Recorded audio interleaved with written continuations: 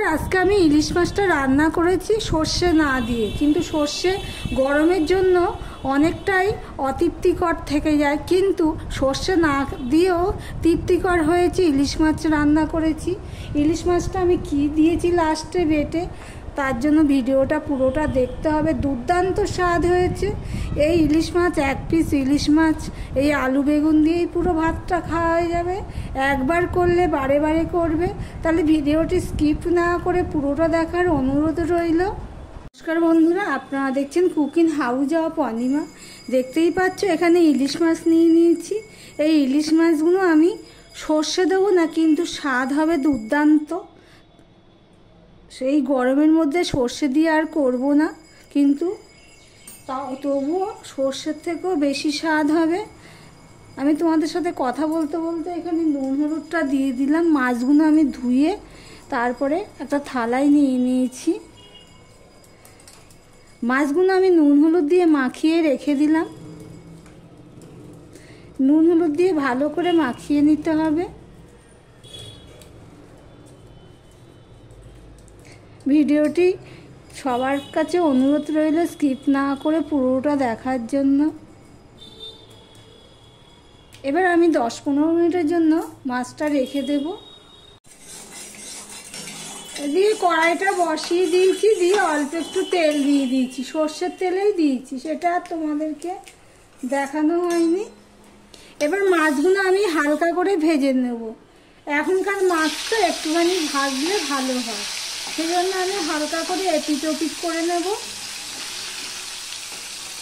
এই পর্যন্ত যারা ভিডিওটি দেখছো লাইক দিতে ভুলে গেছো, চট করে একটা লাইক দিয়ে কন্টিনিউ করো। মাছের এক পিঠটা হয়ে গেছে, এবার আমি উল্টে দিলাম।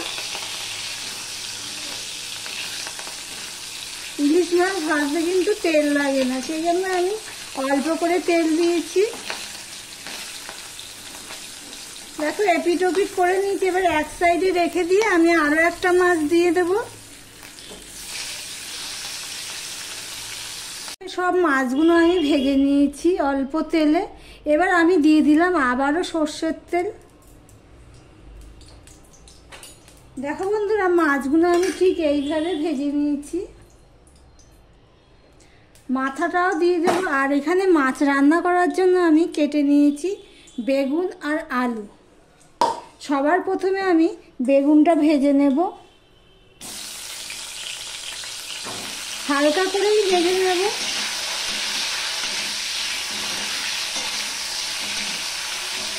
ভেজে নিয়ে তারপর তোমাদের সামনে আবার কথা হচ্ছে। বন্ধুরা, বেগুনগুলো সব আমি ভেজে নিয়েছি। যেই মাছ পাত্রে মাছ ছিল সেখানেই আমি নিয়ে নিয়েছি। দেখো বেশি কিন্তু লাল লাল করে ভাজিনি, এইভাবেই ভেজে নিয়েছি। আর কড়াইতে আমি তেল দিয়ে দিয়েছি আর একটুখানি।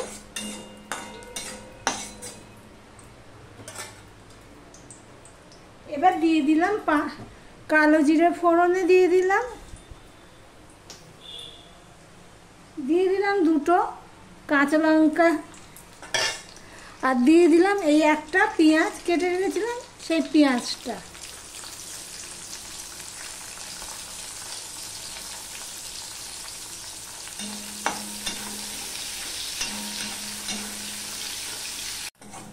দেখো পেঁয়াজটা ফোড়ানো হয়ে গেছে।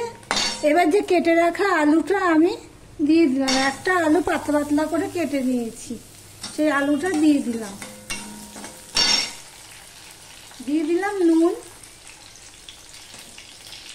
দিয়ে দিলাম অল্প একটুখানি হলুদ, দিয়ে সম্পূর্ণটা মিশিয়ে নিলাম। এবার ঢাকা দিয়ে দিয়ে আমি ভেজে নেব। দেখো আলুটাও ভাজা ভাজা হয়ে গেছে। এবার মশলা অ্যাড করব। 1/2 চামচ আমি হলুদের গুঁড়ো দিয়ে দিলাম। 1 চামচ আমি লঙ্কার গুঁড়ো দিয়ে দিলাম। 1 চামচের একটু কম আমি ধনের গুঁড়ো দিয়ে দিলাম। আর সামান্য একটু জিরের গুঁড়ো দিয়ে দিলাম। এখানে একটা টমেটো কেটে রেখেছিলাম, সেই টমেটোটা আমি দিয়ে দিলাম। মশলাটা কষানোর জন্য আমি একটু জল দিয়ে দিলাম। দিয়ে ভালো করে মশলাটা আমি কষিয়ে নেব। আমার ভিডিওটি যদি ভালো লেগে থাকে প্লিজ লাইক কমেন্ট শেয়ার করে দিও। যারা নতুন বন্ধু সাবস্ক্রাইব করে পাশে থেকো।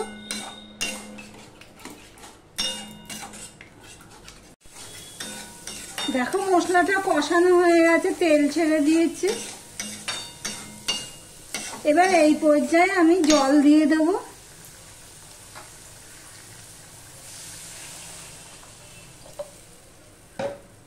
তোমরা ঝোলের পরিমাণ যেই পর্যন্ত রাখবে সেই পর্যন্তই জল দেবে। আমি ঠিক এতটাই ঝোল রাখবো বলে এই পরিমাণে আমি জল দিয়ে দিলাম। এবার ঝোলটা ফুটে ওঠার জন্য আমি অপেক্ষা করব। দেখতে থাকো বন্ধুরা। দেখো বন্ধুরা ঝোলটা ফুটে গেছে। এবার আমি ভেজে রাখা মাছগুলো দিয়ে দেব। সব মাছগুলোই আমি দিয়ে দেব। মাছের মাথাটাও আমি দিয়ে দিলাম, আলাদাভাবে কোর হয়েছে। যা গরম পড়েছে বাবা, আর কিছুই ভাল লাগে না।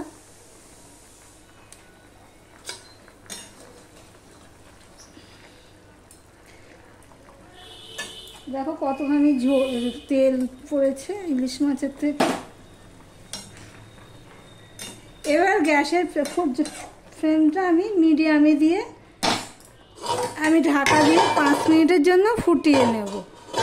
ততক্ষণে আমি ওখানে একটা পেস্ট বানিয়ে নেব। দেখতে থাকো বন্ধুরা। একটা ছোট কড়াই বসিয়ে দিয়েছি। আর এখানে দেখো আমি নিয়ে নিয়েছি তিল আর পোস্ত। তিল যতখানি নিয়েছি তার ডবল নিয়েছি পোস্ত। কড়াইটা ভালো করে গরম হয়ে গেছে। এবার আমি তিল আর পোস্তটা দিয়ে দিলাম। তার সাথে আমি 2টো লঙ্কা একটু পরে দেব। তিল আর পোস্তটাকে আমি একটুখানি ভেজে নেব।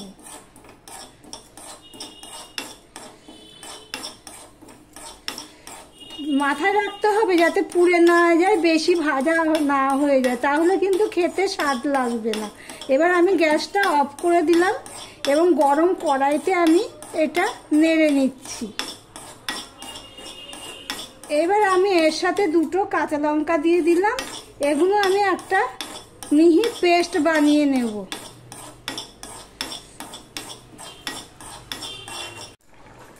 এবারে যে ভেজে রেখেছিলাম বেগুনটা সেটা আমি দিয়ে দিলাম। আমি 3 থেকে 4 মিনিট মাছ দিয়ে ফুটিয়ে নিয়েছি।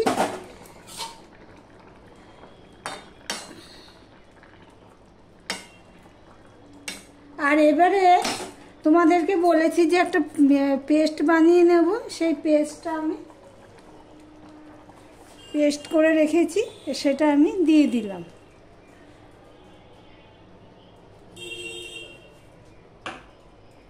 দিয়ে দিলাম একটুখানি সর্ষের তেল, কাঁচা সর্ষের তেল দিয়ে দিলাম।